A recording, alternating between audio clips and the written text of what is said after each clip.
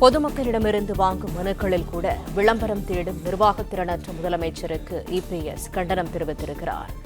மனுக்களை பெற முதல்வரின் முகவரித்துறை, உங்கள் தொகுதியில் முதல்வர் என பெயர்களை சூட்டி மக்களை ஏமாற்றியதுதான் மிச்சம் என இபிஎஸ் கண்டனம் தெரிவித்திருக்கிறார். விவரங்களை எமது செய்தியாளர் ராஜகுமரன் வழங்கிட கேட்கலாம். ராஜகுமரன், வணக்கம். விவரங்கள் என்ன?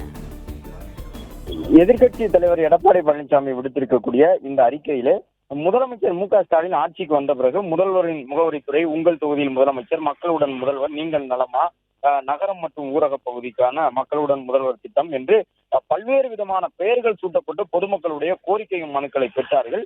இப்பொழுது பொது தேர்தல் நெருங்கி வருவதை மனதில் கொண்டு மீண்டும் தமிழக மக்களை ஏமாற்றக்கூடிய நோக்கத்திலே இல்லந்தோறும் நேரில் சென்று கோரிக்கை மனுக்களை பெறக்கூடிய திட்டம் என்ற ஒன்றை முதலமைச்சர் அறிவித்திருக்கின்றார்.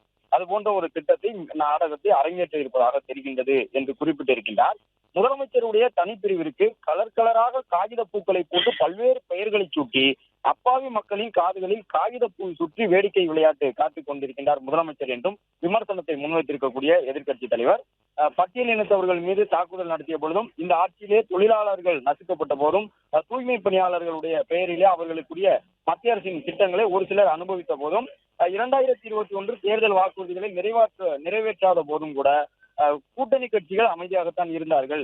நிர்வாகத்திறனற்ற அரசு பல்வேறு சுமைகளை தமிழக மக்களின் தலையில் சுமத்திய பொழுதும் உண்மைகளை எல்லாம் உணர்ந்தும் கூட்டணி தர்மம் என்ற பெயரால் பல கட்சிகள் அறிவாலயத்தை சுற்றி கொண்டிருப்பது வேதனை அளிக்கக்கூடிய ஒன்றாக இருக்கின்றது என்று குறிப்பிட்டிருக்கக்கூடிய முதலமைச்சர், மக்களிடம் என்று குறிப்பிட்டிருக்கக்கூடிய எதிர்க்கட்சி தலைவர் எடப்பாடி பழனிசாமி, மக்களிடம் மனு வாங்கி அவர்களின் குறைகளை நிவர்த்தி செய்வதுதான் ஒரு ஆட்சியின் கடமை.